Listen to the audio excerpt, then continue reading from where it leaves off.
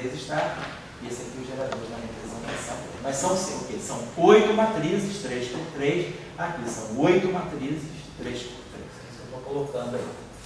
Então, vamos colocar o índice alfa-linha. Depois, ele é dublete de SO2. SO2 nós estamos colocando índice I. Então, vamos dizer que esse índice I' é um índice que vai de 1 a 2.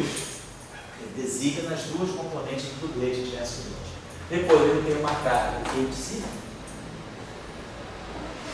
Tem uma carga índice. Então, a derivada covariante dele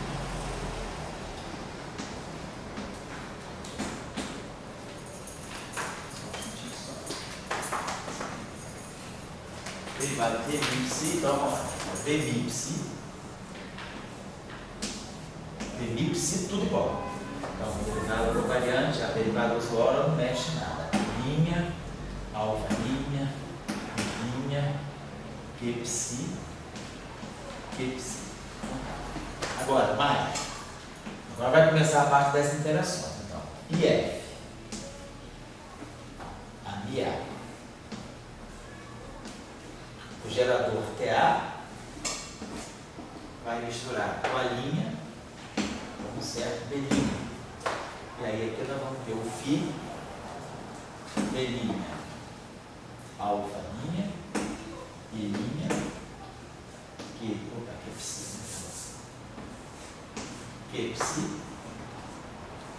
Então tá aqui feito então, as interações de gauge para a matéria psi no setor SO4. Vamos fazer agora a mesma coisa no setor SO3. Mais IG, G de alfa. Então agora, 8 matrizes, 6 por 6.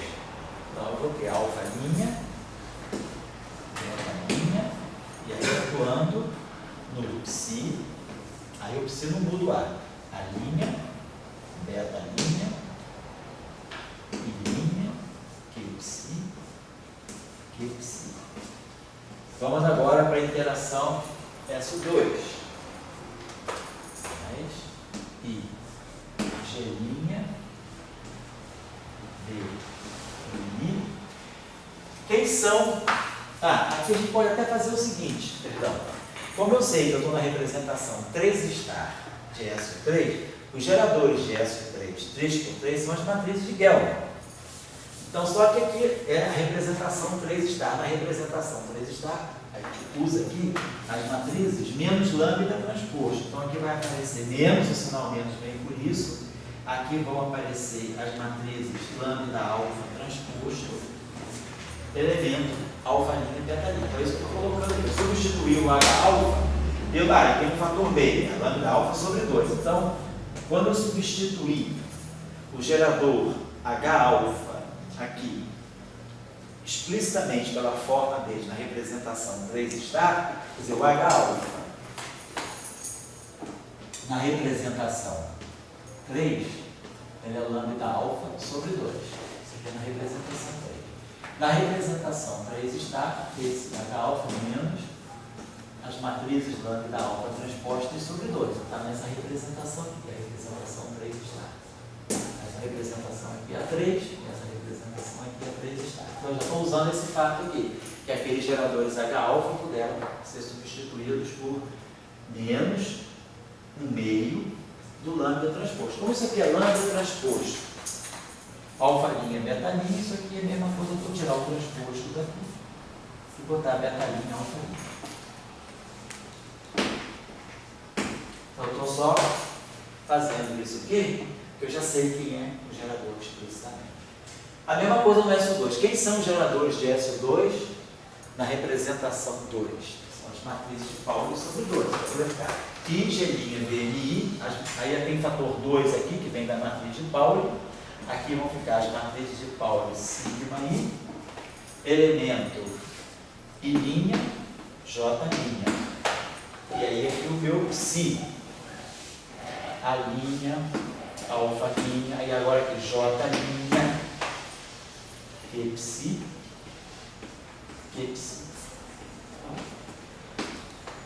mais agora, setor de SO2, setor de 1, mais I lambda. Esse campo é neutro? Não, o campo que é psi, né? Então tem as duas taxas. Então vai ter I lambda, que psi, x mi. E aí aqui o psi, eu nem vou botar os índices aqui, porque como essa interação aqui é abeliana, ela não mexe em índice nenhum, fica tudo igual. Interação abeliana não tem matriz, então por isso que eu não estou colocando os índices aqui. Esses índices que estão aqui são exatamente esses índices aqui. Porque a interação, porque a interação abeliana, ela não mexe nos índices. Então, esses índices que estão aqui são aqueles que estão lá, só para evitar de carregar a notação. E aqui é a mesma coisa, mais I, psi, e aí a carga Q do psi, o y atuando no psi. No psi, de novo, com os mesmos números quânticos. Certo? Então, isso aí são as interações de gauge do psi. A regra é sempre essa. Agora aqui.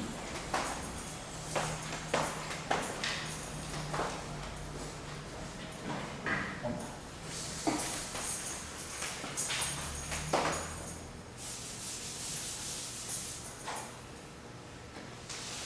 Então, o que está na representação 10? A representação 10, eu já usei índice A, né, para representação de junta, a linha para representação 6. Agora eu tenho que procurar um índice que varie de 1 a 10. Então eu vou chamar de A barra. Então vou botar assim, que, ou então as duas linhas, mas eu acho que é mais fácil. Vou botar ativo, que é mais fácil. Então vou botar índice ativo. Esse índice ativo aqui vai de 1 a 10. É o índice da representação 10-dimensional de SO4. Vai de 1 a 10. Botando aqui que ativo. E aí, aqui está na representação 3, de SO3. Então, como aqui eu chamei de alfa linha, aqui eu vou chamar de alfa ativo. Então, esse índice alfa ativo vai de 1 a 3 e está nessa representação aqui. É a representação 3 de SO3. Depois, ele está no dublete de SO2. Então, você está no dublete de SO2, ele pode carregar um índice de mesma natureza que o de antes. É um I'. Posso colocar aqui um I'. E aí, ele é neutro, segundo essa simetria, e tem essa carga aqui. Então, faz essa disposição de índices. Então, vamos lá. Então, temos aqui o demi. Então, vai ficar demi atil, alfa atil, e linha que mais I, A, Mi, A, TA. E aí aqui vai ser a mesma coisa. Atil, metil. Então aqui. Metil. Alfa atil. E linha. Que certo? Agora, aqui, simetria SO3 mais I, G alfa. E agora, as matrizes aqui são as matrizes de Pauli sobre 2. Seria o H-alfa. Mas nessa representação, o H-alfa são as matrizes de Gelman sobre 2. Então vai aparecer o I sobre 2 aqui, lambda alfa, e aí elemento alfa atil, beta atil. E aqui vai aparecer o nosso Ki atil, beta atil, e linha Q. Ele é dublete de SO2 também. Então vai ficar tudo igual. Como ele é dublete de SO2, fica aqui, E aqui eu vou colocar o I' também, a mesma coisa, I', J', e aí aqui vamos colocar o que? Atil, alfa atil,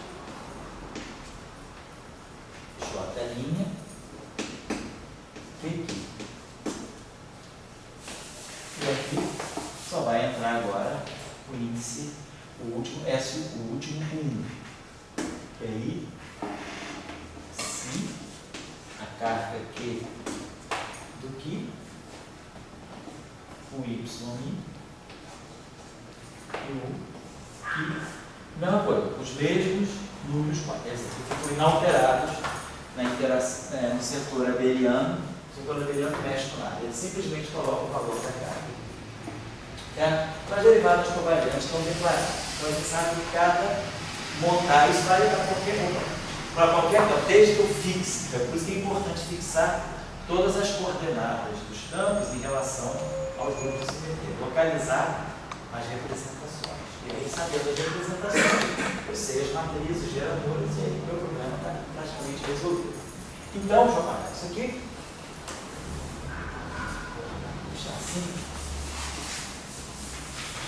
Então, esse setor aqui agora, ele está dando para nós, então é o segundo setor. O primeiro setor é o setor só das simetrias de gate.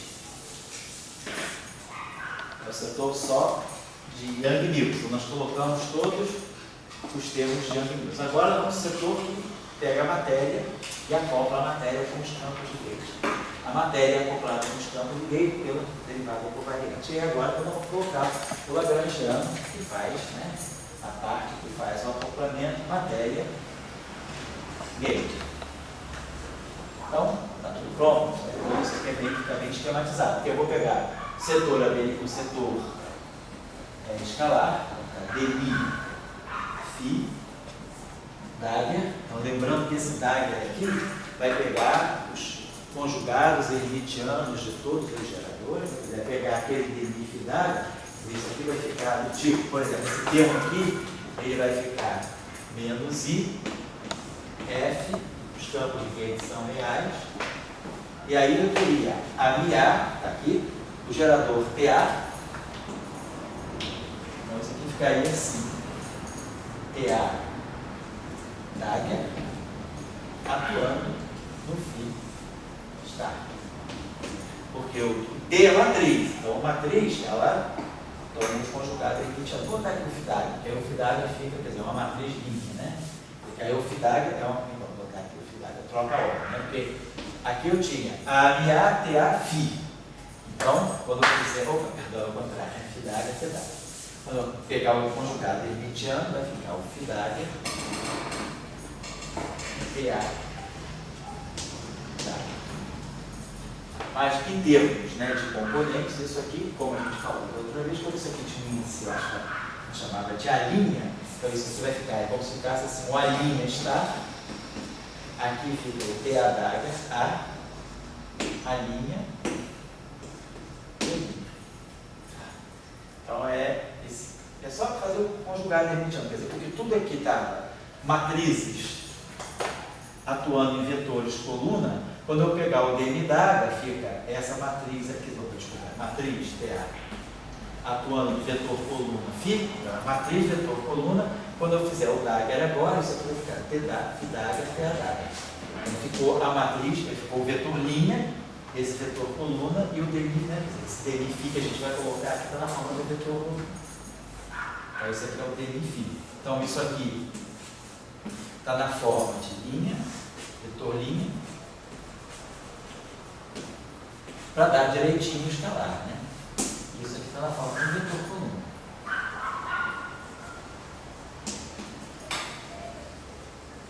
Então a derivada dmi phi Dagger, né? Quer dizer, a derivada dmi phi é isso aqui, e a derivada dmi phi Dagger é isso aqui. Então fica isso vezes isso, tá certo? Então, no setor de gate, né? É isso aí, o fim. Vamos agora pegar o lagrangiano de imaginar esse campo aqui é um campo de Markov, de Dagger. A gente vai pegar aqui o usuário, mais psi barrado I gama mi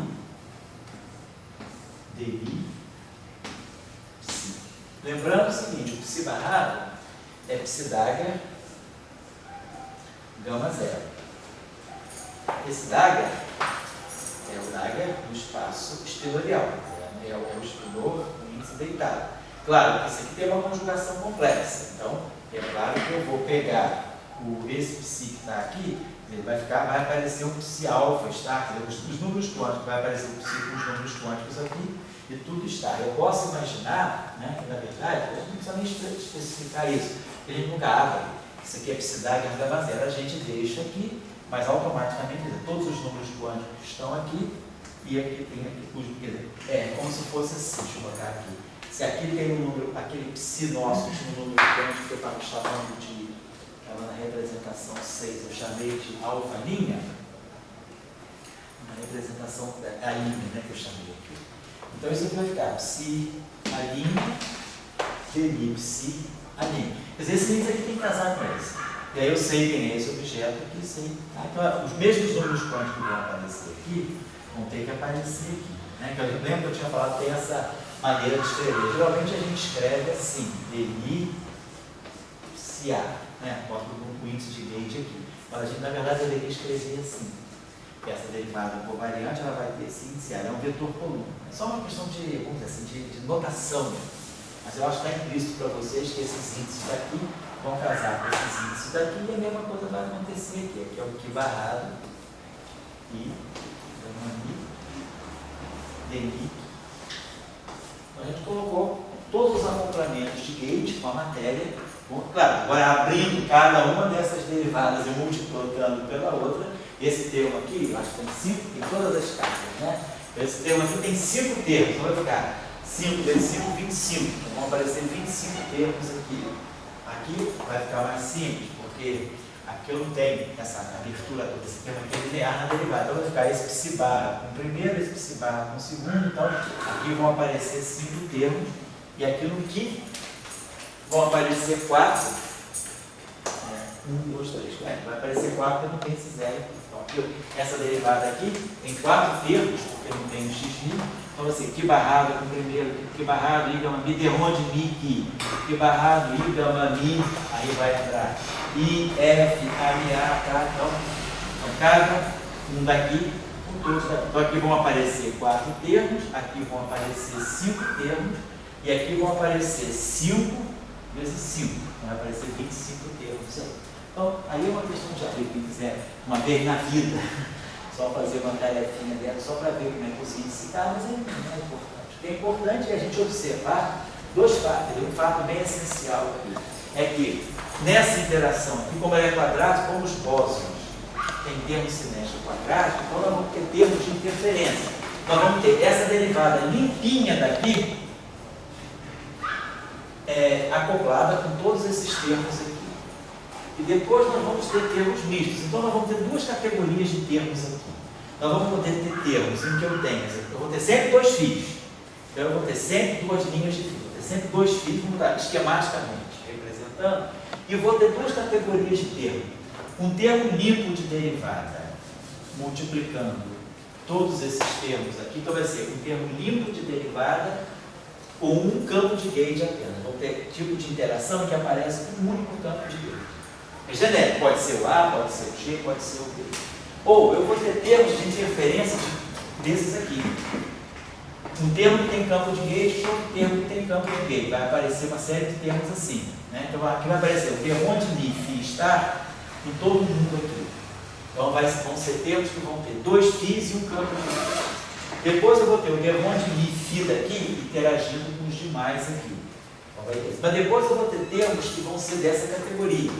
Um termo daqui desse tipo interagindo com desse tipo. Então eu vou poder ter termos agora que vão ter essa estrutura. Um Φ, um outro Φ e 2 potenciais de Gauge. Ou então um Φ, um outro Φ e um potencial de Gauge. Então o setor bosônico ele tem 2 tipos de vértice.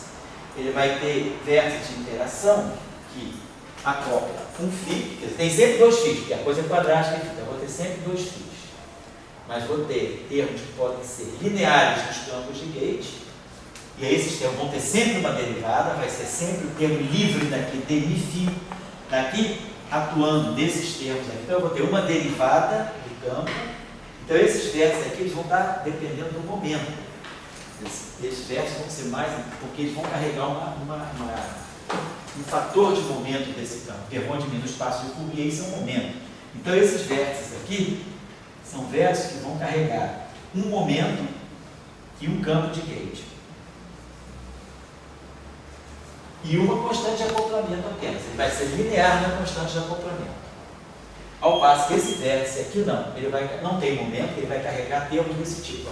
Vai ser interferência de termos desse tipo. Então, vão ter duas constantes de acoplamento, vão ter os dois fios e vão ter dois potenciais de gate. Então, são vértices que não dependem do momento.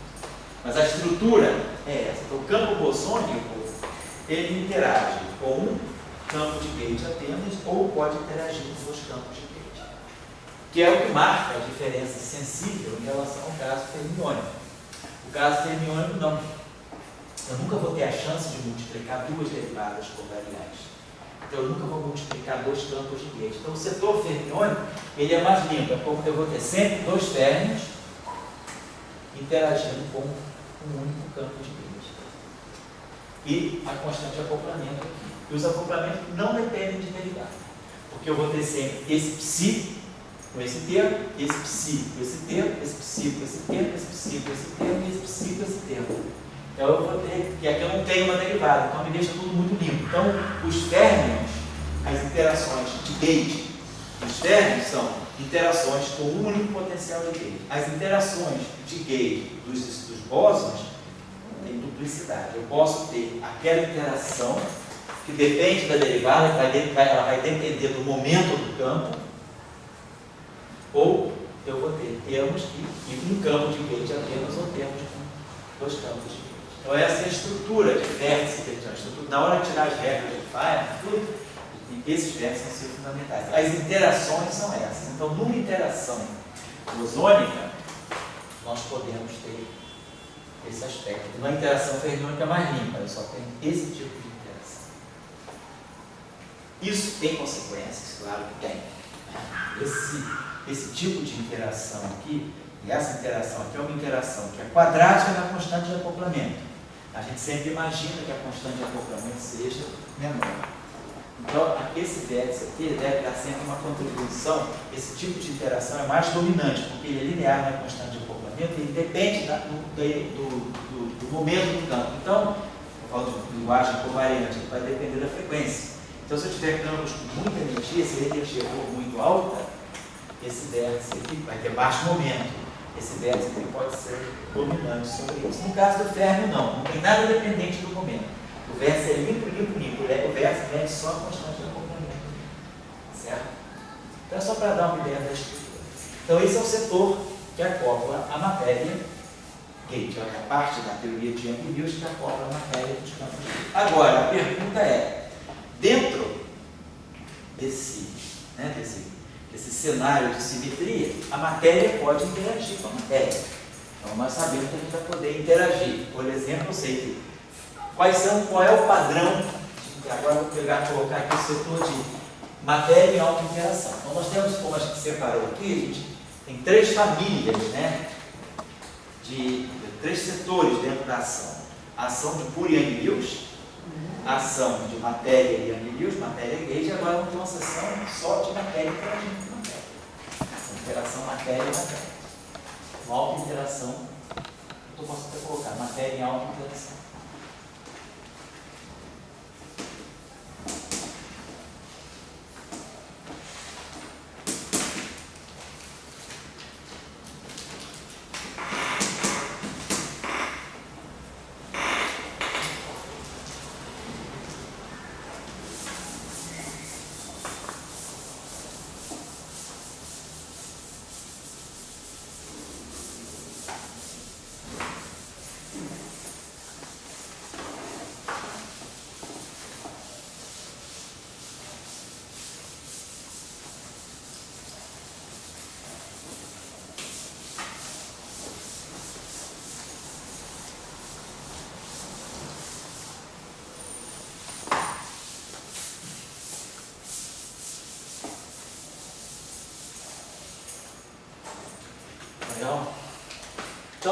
alta interação. Qual é o padrão de interação de matéria? Então, talvez alguns de vocês saibam, outros não saibam. A gente vai ver em algum curso, a gente tem um curso típico de QED, um curso mais específico de QED, por exemplo, né?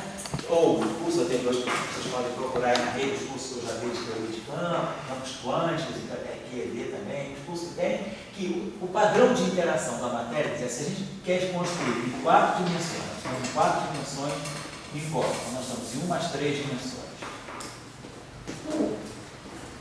E a gente quer construir um modelo que tenha a característica de ser renormalizável. Então, a classe de interações renormalizáveis que nós temos em 4 dimensões são interações do tipo. Quais são as categorias amplas de interações renormalizáveis que nós temos em 4 dimensões? A interação matéria-gate, que nós não fizemos antes, fizemos no caso anterior. Interação matéria-gate já feita. Nós podemos ter a matéria escalar em alta interação. Então, escalares em alta interação.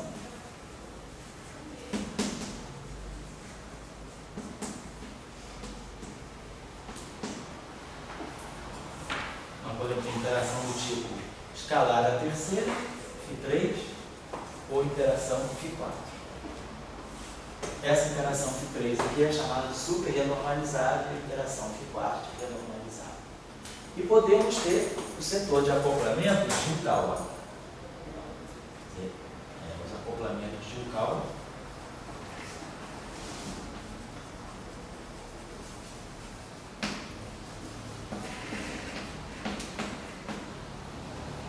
Os acoplamentos de Yukawa, eles têm um padrão bem definido. Eles são quadráticos nos férmions, é uma interação do tipo férmion, é algo desse tipo assim.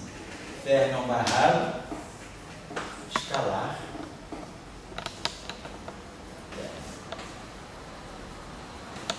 Então nós temos, né? Ou então se a gente quiser, pode escrever férmion barrado férmion.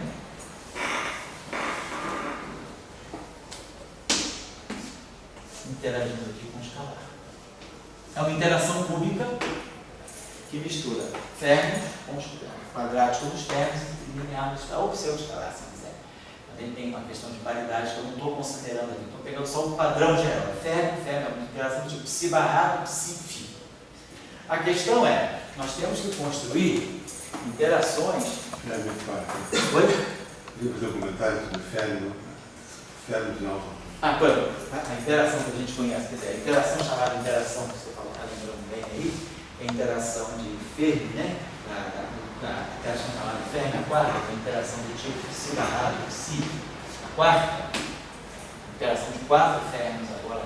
Essa interação aqui é não renormalizável, porque ela tem uma constante acoplamento com dimensão negativa de massa. Mas é uma interação não renormalizável, mas que aparece em teorias de baixa, em modelos de baixa energia. Se a gente pega um modelo mais assim, consistente, renormalizável, e pega o limite de baixa energia desse modelo, essas interações aqui aparecem. Essas interações são muito importantes no estudo, né? Na supercondutividade, no de BCS. São interações chamadas interações efetivas fermiônicas, que tem uma vasta literatura sobre isso. E não é uma coisa só estudando...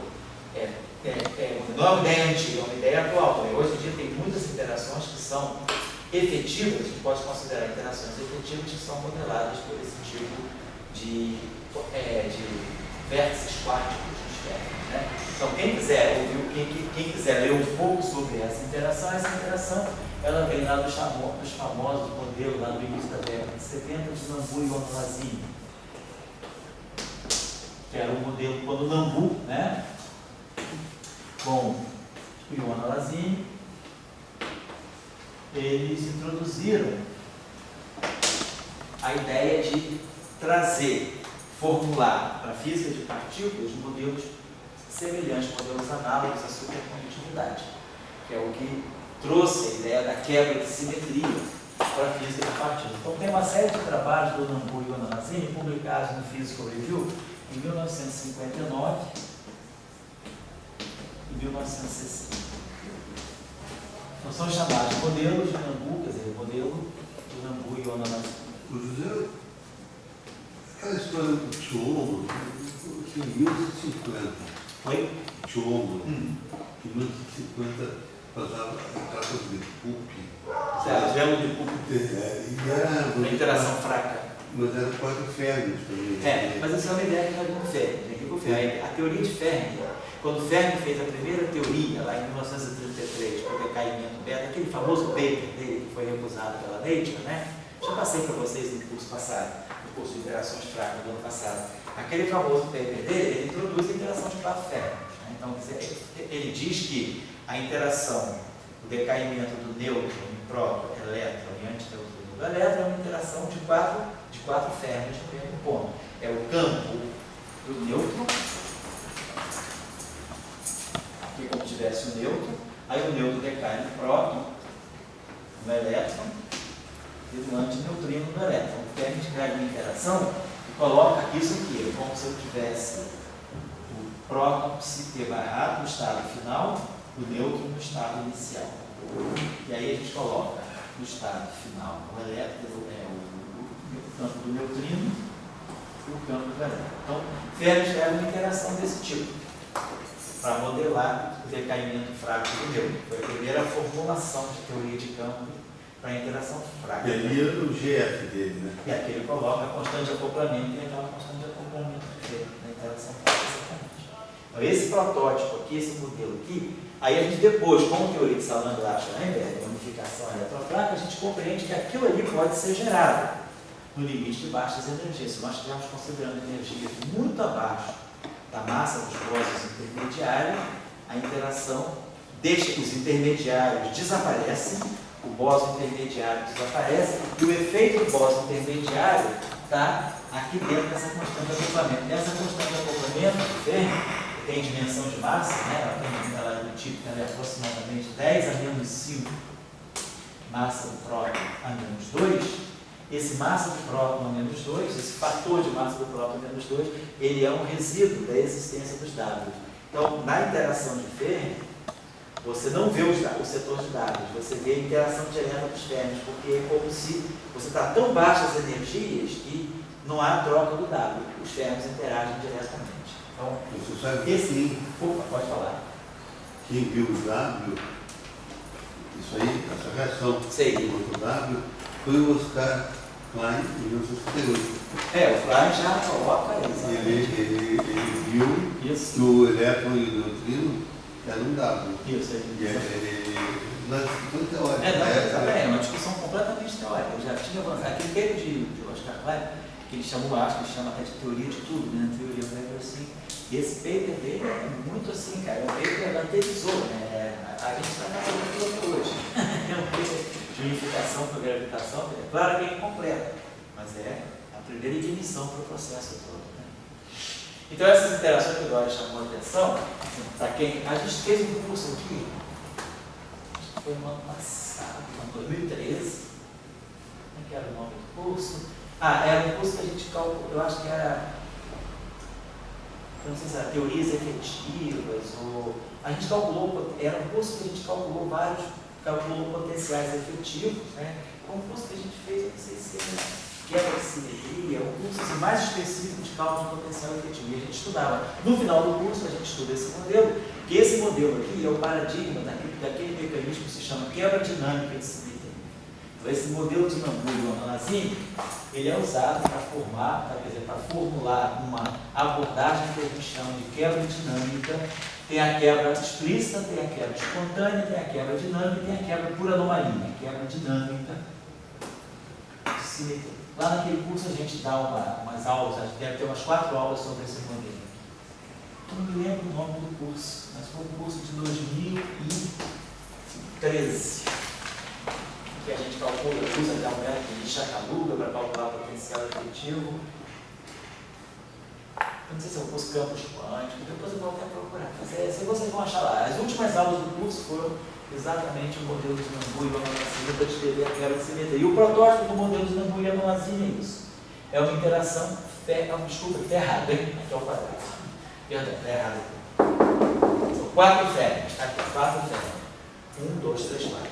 É psi barrado psi, psi barrado psi, ou psi barrado gama 5 psi, psi barrado gama 5 psi, ou psi barrado gama mi, gama 5 psi, psi barrado gama mi, gama 5 psi. A interação dentro desses 4 férmions aglomerados fundamentais.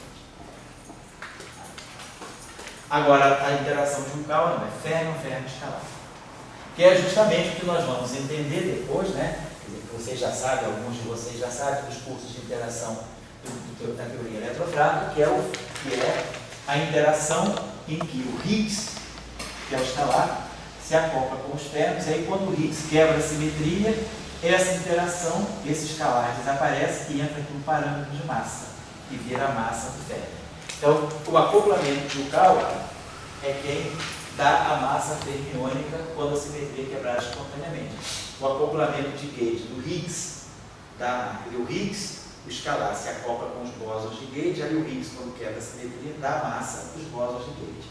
E o escalar, que é o Higgs, se acopla com os férmions, e aí quando ele quebra a simetria, ele dá a massa dos férmions. Então, todas as massas vêm da quebra espontânea de simetria, tanto as massas dos bósons intermediários quanto as massas da matéria fermiônica. Então, é através dos acoplamentos de Cauchy. Então, esse setor aqui é um setor extremamente rico e discutido hoje em dia. Porque nós temos um problema sério para entender, um problema assim, praticamente estrutural do modelo, um problema, não sei se é estrutural, a palavra certa, seria um problema de naturalidade. O modelo tem um espectro muito amplo de constante acoplamento de Cauchy, que é o seguinte: o problema do modelo padrão é que o elétron, então vamos dizer, o campo de Dirac do elétron, se acopla com o Higgs. Então nós temos elétron, Higgs. Tem uma constante de Cauchy aqui, que é a constante de Cauchy do elétron. Então, quando o Higgs adquire valor esperado no vácuo, a massa do elétron fica sendo a constante de Cauchy vezes o valor do Higgs no vácuo. Vamos chamar de H0. A mesma coisa vai acontecer para todos os testes. Quando eu chegar no quarto top, eu tenho a constante de acoplamento de Cauchy do quarto top, Higgs. E aí eu vou ter a constante de acoplamento do top vezes o Higgs. Isso vai ser a massa do top. Só que, se eu pegar a massa do top e dividir pela massa do elétron, então eu vou ter a constante de acoplamento do top sobre a constante de acoplamento do elétron. Como a massa do top é praticamente 174, 200 GeV, ela é 200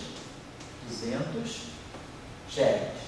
Os GeV são 10 a 3 metros, praticamente 10 a 5. Sobre a massa do elétron, que é 0,5 metros, ou seja, aproximadamente 1 metro, pode até botar 1. Então tem um fator de 10 a 5 aqui. Então essa constante de acoplamento é 10 a 5 vezes maior do que essa. Então, como conviver com esse problema? Então, ter um espectro de constante de acoplamento de Cauchy, a constante se eu pegar o quark bottom, a relação com o elétron é um fator de 10 a 3. Se eu pegar o quark C, a relação também é um fator de 10 a 3, 10 a 4, é 10 a 3. Então eu tenho assim, uma discrepância muito grande entre os constantes de acoplamento de Cauchy. Isso é um problema do modelo padrão. Por que o modelo padrão dá uma amplitude muito grande, um espaço de parâmetros muito grande nos acoplamentos de Cauchy?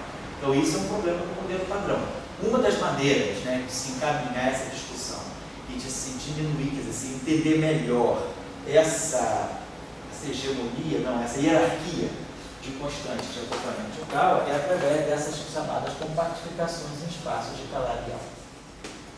Então, se vocês ouvirem essa palavra, sobretudo dentro da literatura dos string spiral modes, né, esses modelos fenomenológicos inspirados nas cordas, vocês vão ver que tem uma literatura imensa, né, toda uma cultura de espaços de Calabi-Yau, que são espaços, né, da geometria, que são espaços ligados a isso, também chamados, né, esses espaços de Calabi-Yau, eles se ligam a uma categoria de espaços chamados cornifolds. E é o estudo dos orbifolds, né, e o estudo dos espaços de cavalial, eles são muito importantes, é uma abordagem mais matemática, que vem da teoria de cordas, para tentar se entender as constantes de acoplamento de Yukawa. É toda uma cultura que tem aí, e isso está ligado a um outro aspecto, a uma outra simetria chamada de mirror symmetry. Essa mirror symmetry é uma simetria muito importante, intrínseca a esses espaços de cavalial. Se alguém quiser ler alguma coisa sobre isso, ter uma cultura mínima sobre isso, tem um livro muito bom do Eric Sharp,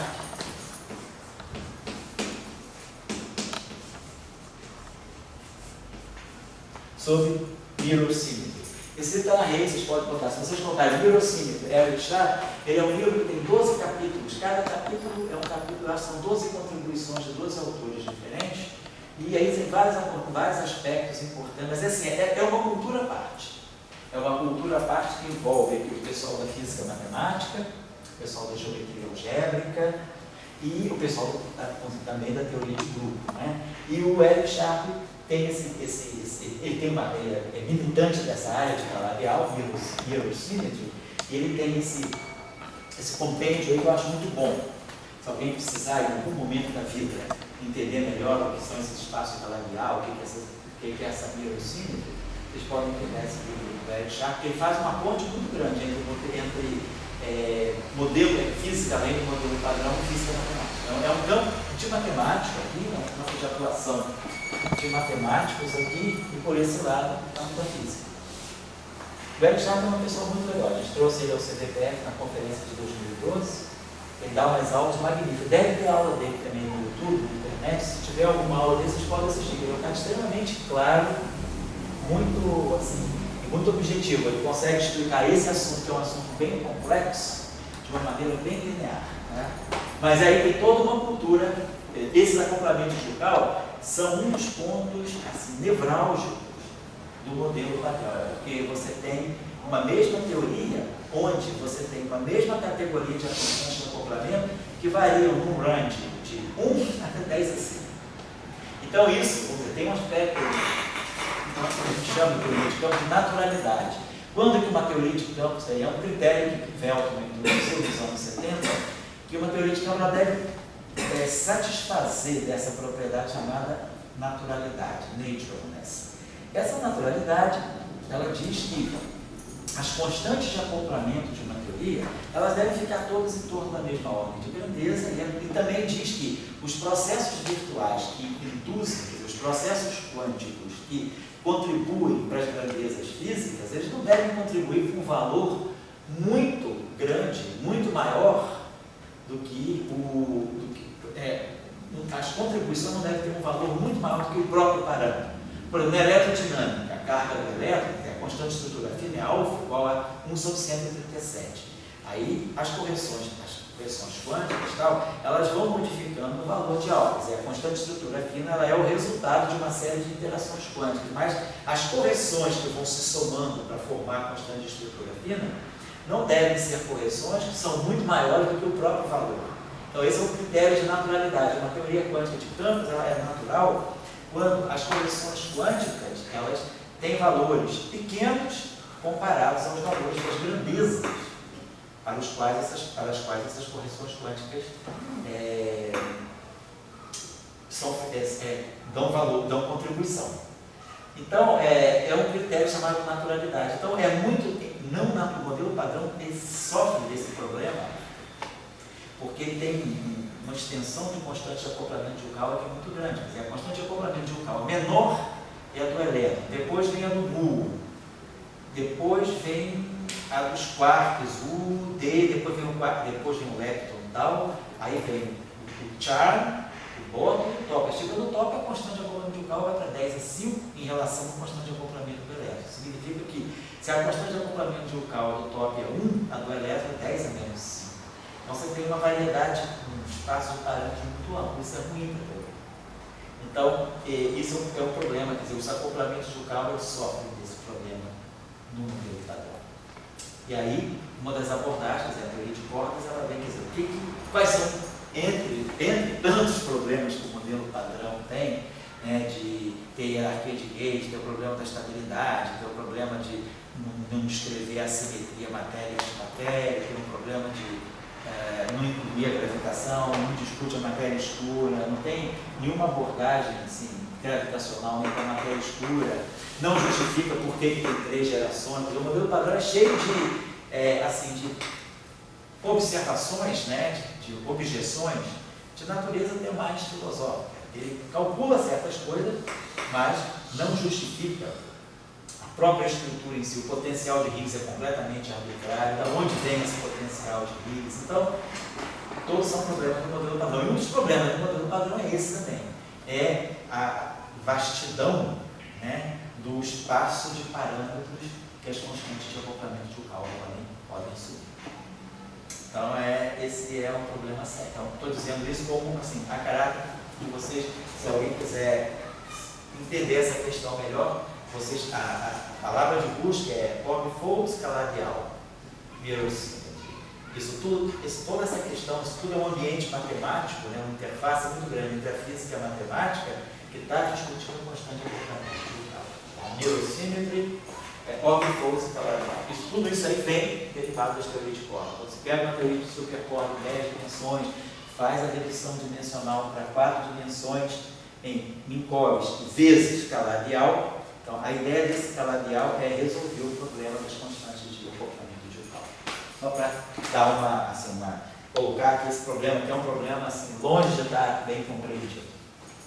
Então, a ideia é essa aqui. Nós temos agora que pegar esse setor de locação aqui, eu vou ter que parar mais ou menos 6h30, já vou dando o toque final. Então, o que nós temos que fazer na próxima aula, basicamente, além disso aqui que eu vou fazer, eu vou dar uma dica disso agora. Então, na próxima aula, vamos trabalhar esse setor. Agora está com o caderninho aí copiado, então eu vou pegar esses campos aqui e nós vamos tentar enquadrar nesse tipo de interação. Sabe que eu vou poder construir alguma coisa que é invariante S4, S3, S2, U1, que seja acoplamentos escalares entre si e acoplamentos de um K. Pode ser psíquico, não precisa ser o mesmo férmio. Eu posso ter um férmio F aqui, um outro férmio F aqui e um escalar aqui, um escalar entre si. Então, a estrutura do acoplamento de um K não significa que os dois férmios têm que ser iguais. Eu tenho que ter um férmio com outro férmio dentro dessa estrutura aqui, interagindo com o escalar. Mas os dois férmios podem ser distintos. Eu poderia formar um acoplamento de um K, de repente, entre psi, Φ, Qui, Psi e Alp, Φ, por exemplo. Vamos ver. Então a gente vai na semana que vem trabalhar o último setor de uma ação completa de Young-Mills, que é o setor de matéria e nova interação, certo? Essa é um pouquinho a agenda. Semana que vem, dia 12, dia dos namorados, né? Não vai que não vai ver ninguém. Oi? Vai estar cheio, ó. Vai estar cheio, ó. Inclusive o professor. Vai estar cheio, na verdade. Todos os solitários vão vir para a aula no dia 12. Vamos lá, só para terminar agora, aqui, só indicar uma tarefinha que a gente vai fazer na aula que vem, que é para finalizar um pouco essa parte de Young-Mills, antes de começar a entrar na parte mais assim, ligada à unificação mesmo. Na aula que vem, claro, vamos fazer o modelo, vamos fazer o SO5, apresentar o SO5 para vocês, para ver qual é a estrutura dele, como é que é o setor, como é que é o conteúdo de campos, a distribuição de campos em multiplates de SO5 e vamos falar também, vou tentar ver se eu falo dos modelos sigma para as isometrias. Então eu só queria dar a seguinte sugestão para vocês. Nós começamos com o modelo sigma no LA. Se vocês se lembrarem, lá no início do curso a gente pegou uma partícula mecânica, um problema de mecânica de partícula de uma superfície esférica, aí depois introduzimos os modelos sigma em teoria de campos, vimos que as teorias de Young-Mills, elas estão, quer dizer, nesse curso aqui a gente tentou puxar Young-Mills através de modelos sigma não lineares. Dentro dessa classe de modelos, a gente constrói campos de Young-Mills, né? A gente construía campos vetoriais a partir de campos escalares que tinham uma transformação, que era a transformação de Young-Mills. E aí, voltando aqui ao modelo sigma, só deixar uma tarefa para quem quiser fazer, para começar a pensar.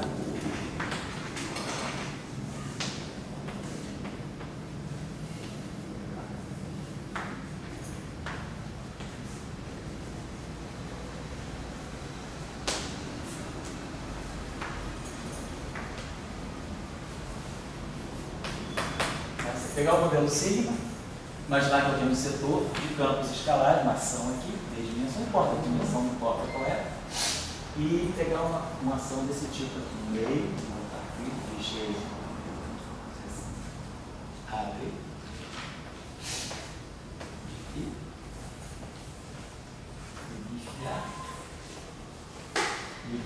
então essa aqui era a estrutura do modelo sigma não linear, mas essa métrica aqui é uma métrica chamada espaço alvo, espaço target, é uma métrica que é a função dos campos φ. E aí nós temos uma simetria chamada isometria, aqui o proveniente da gravitação, né?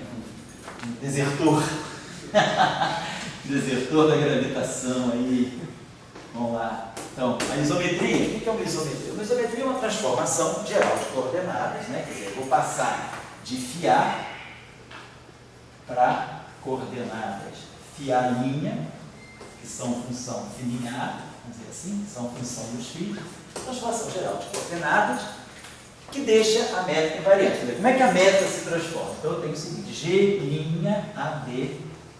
de φ' vai ser D φC, D φ'A, D φD, D φD, Φ CD de φ. É transformação da métrica.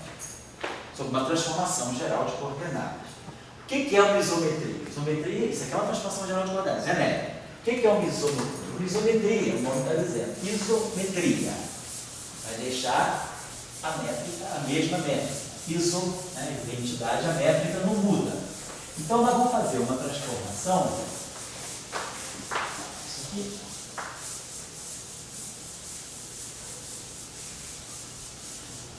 Fazer uma transformação que, tal que, o fato de ser uma isometria, vai me dizer que o G' AB de φ' é igual ao G AB de φ'. Ou seja, a métrica não muda em forma. A métrica mantém a forma funcional. Φ' é o mesmo. G' AB de φ' não é igual a GAB de φ, é GAB de φ'. Então, a isometria está dizendo isso. A métrica fica invariante em forma.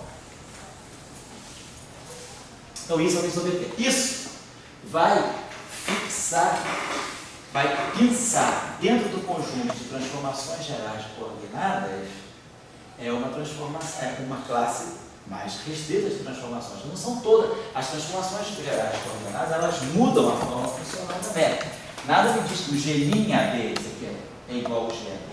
Mas aqui não, eu estou dizendo que o G' AB é igual ao GAB de φ'. Então, mantém os argumentos, né? E aí eu vejo que a forma funcional é a mesma. Se fosse uma função escalar, eu estaria dizendo isso. Seria isso, significa um objeto escalar, não é escalar. Então, a métrica, há uma transformação, mas a forma funcional da métrica é mantida. Então, o G', é o próprio GAB de φ'. Então, isso aqui fixa uma condição. E aí, vocês vão poder ver que essa transformação aqui é uma simetria dos modelos sigma não lineares. Quer dizer, então, as isometrias da métrica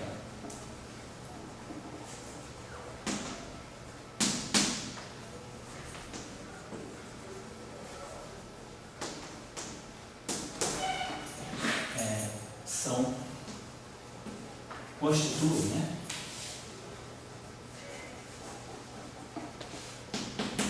Uma simetria, constitui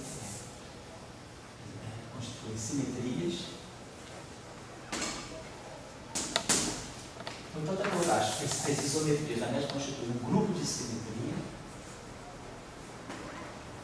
um grupo global, isso é importante essa palavra global, de simetria da ação do modelo sigma. Então, um modelo sigma não linear, ele tem uma simetria global, que é a simetria de isometria. Eu vou dar a seguinte sugestão. vocês podem pegar essa transformação de simetria geral de coordenadas e escrever desse modo. Filinha A vai ser φA mais um certo vetor CA de φ. Como é que vocês façam isso aqui? Então, se vocês coloquem esse tipo de transformação aqui, colocando nessa equação aqui, aí vocês vão ver que quem é que se há. Então a gente pode fazer até um problema assim, pode escrever assim, ó, GAB é D filinha C D fiá, fazendo a transformação inversa. D filinha D FB GCD. Isso aqui é uma transformação geral de coordenadas. Estou só invertendo essa transformação geral. Agora, onde é que está a isometria? A isometria está aqui. Perdão, isso aqui é G20, perdão. Essa transformação é inversa. Simplesmente invertir essa relação. Agora, onde é que está a isometria? A isometria está no fato de que G' CD de filinha é igual a GCD de filinha. A métrica não muda em forma. A forma funcional da métrica é a mesma. Então, isso aqui constitui uma isometria. E aí, usando essa relação que garante, que define a isometria, e essa transformação aqui, que eu vou representar a isometria desse modo, a não linearidade, quer dizer, fiar, uma transformação de isometria vai ser colocada sempre dessa forma, onde a não linearidade está toda aqui. No fundo, o caráter da transformação geral de coordenadas está nesse vetor. Jogando essa equação ali, vocês vão dar uma equação diferencial para esse psi. E essa equação diferencial que define o chamado vetor de Killing. Então, esse psi-A, no caso de uma isometria, ele vai ser uma categoria de vetores chamados vetores de Killing, que são os vetores que indicam no espaço curvo quais são todas as direções ao longo das quais você pode caminhar de tal maneira a não alterar a métrica. Então, esses vetores de Killing, é interessante porque esses vetores de Killing formam esse grupo de isometria e a gente vai poder associar esses vetores de Killing a geradores de uma simetria global. Bom, tudo bem, isso é uma simetria global.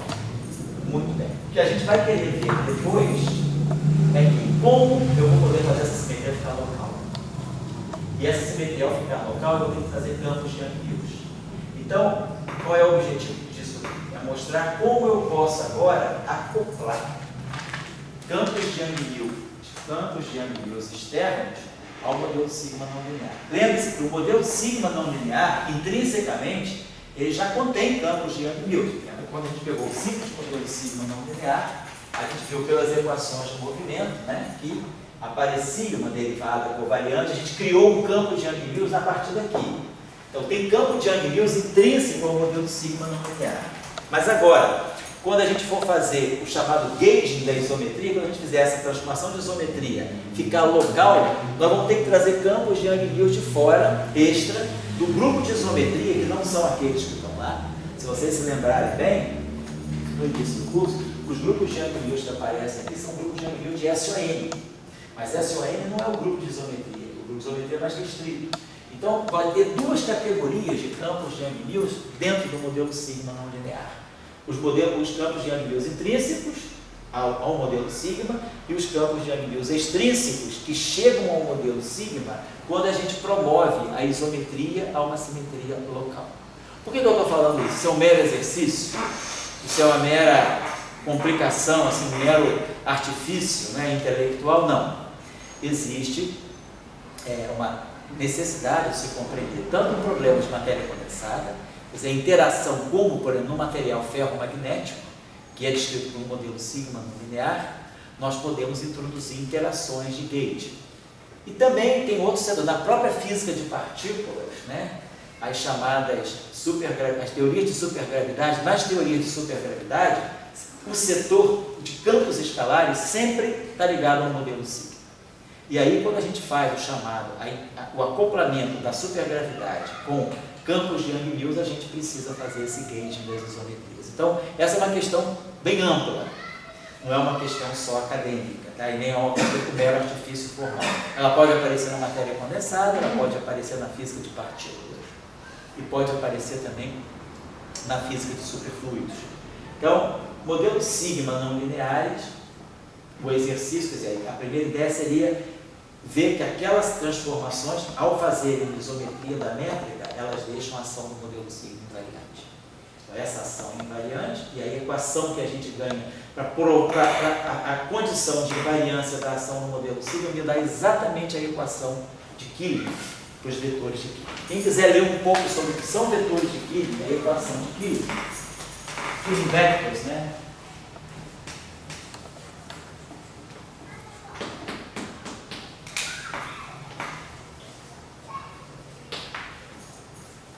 A equação de Killing.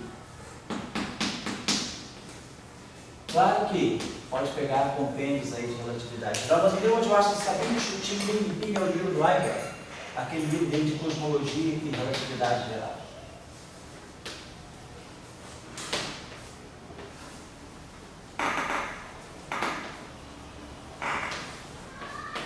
Cosmology in General. Esse livro do Heiberg está muito bom. Essa parte que ele discute vetores de Killing, ele discute assim, com uma abordagem física muito boa. Depois vocês podem ir com um link mais avançadinho, se quiser, de geometria diferencial. Tem um livro também do Gasperini de Sábata, que também faz bem essa parte de vetores de Killing. Também é um livro muito bom para quem está estudando para uma abordagem de relatividade geral.